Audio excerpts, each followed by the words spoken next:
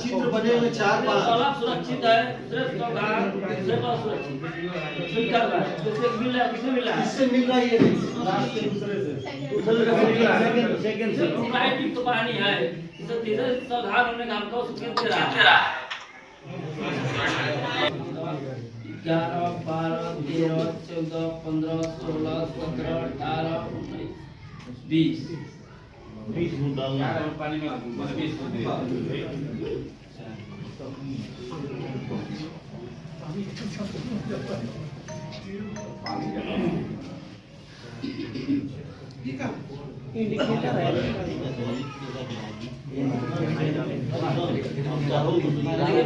Indicator है chart है, इसके माध्यम से वो देखेंगे कैसा पानी है। कारण है फ्लोराइड,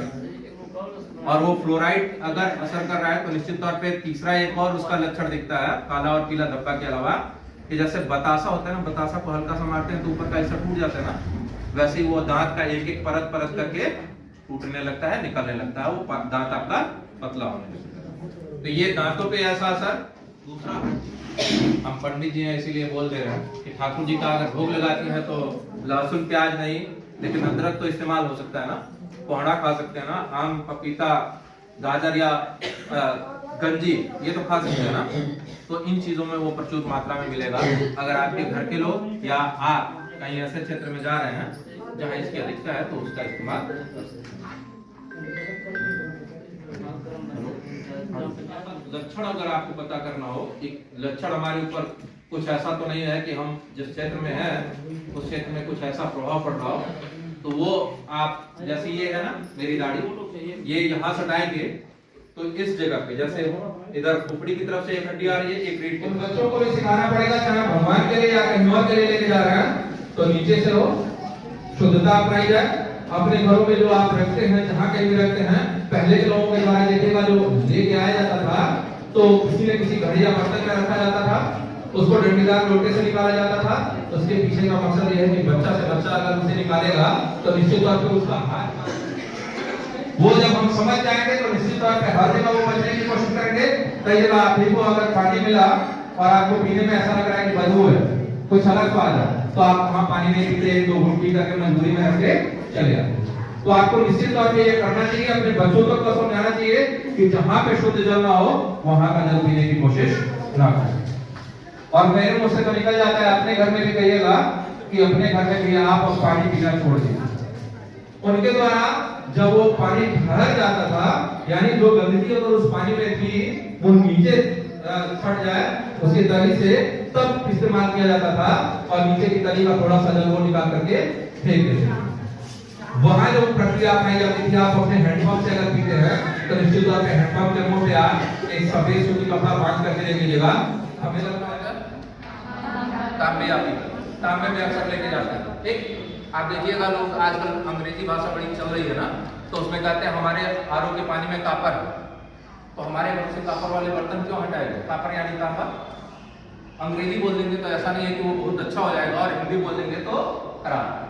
यही कहा कि आज तक हमारे देश को धोखे में रखा गया और कहा गया कि अंग्रेजी बोलो, अंग्रेजी वाला सही है और हिंदी वाला। तो कापर उसमें जब तांबे के बर्तन में वही तो निकला, उसी जगह से निकला ना, उसी जमीन से निकला उनके लिए, और उसी जमीन से निकला अपने लिए।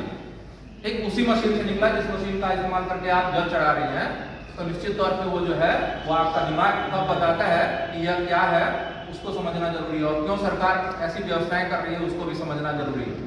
जल वही होगा जो शुद्ध हो, और भगवान के लिए जब लेके जाते हैं तो निश्चित तौर पे वो देखिएगा हम पहले शरीर शुद्ध करते हैं,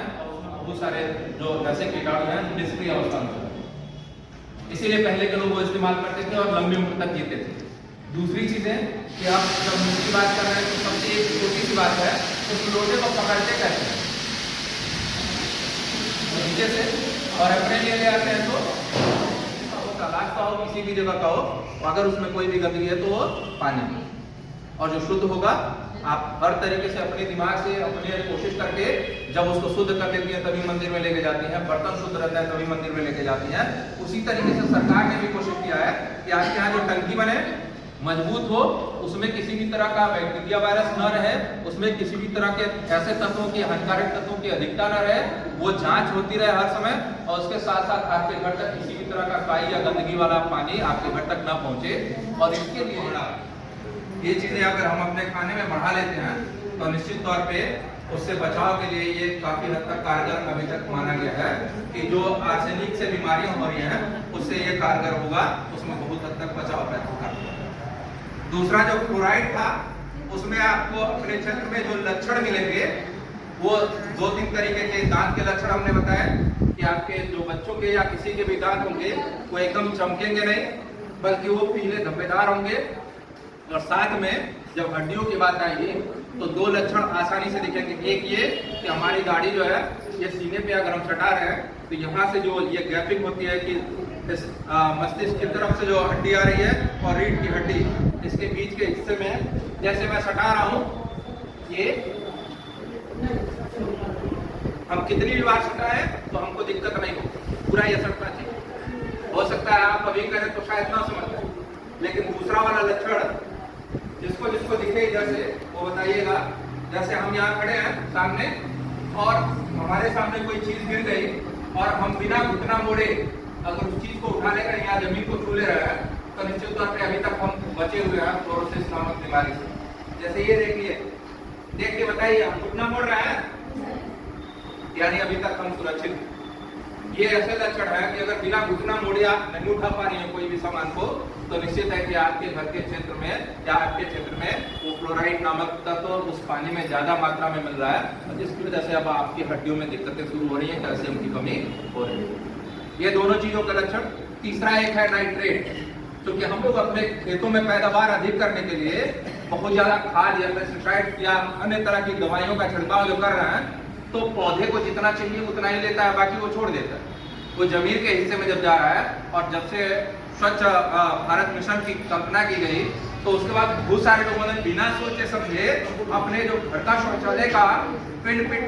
था, गड्ढा था, वो लोगों ने अगर किसी हैंडपंप के पास गड़वा दिया और उस हैंडपंप के पास से उस शौचालय से कहीं से भी रिसाव हो रहा है और निश्चित तौर पे उसमें वो नाइट्रेट की मात्रा, वो तत्व अगर उसमें जा रहे हैं तो निश्चित तौर पे वहां पे भी नाइट्रेट अगर अधिक हुआ, या बहुत सारे लोग ऐसे होंगे जो गाय भैंस पाले हैं और उसी के बगल में हैंडपंप है, तो गोबर और गाय भैंसों का मलमूत्र पूरा अगर उसी में जा रहा है और उस क्षेत्र में अगर नाइट्रेट की मात्रा बढ़ती गई तो निश्चित तौर पे है कि नाइट्रेट अगर बढ़ेगा तो नसों और जोड़ों से संबंधित आपके घरों में बहुत सारे मरीज या आपके क्षेत्र में मरीज हो सकते हैं। उसके अलावा आप देखेंगे कि ब्लू बेबी नामक रोग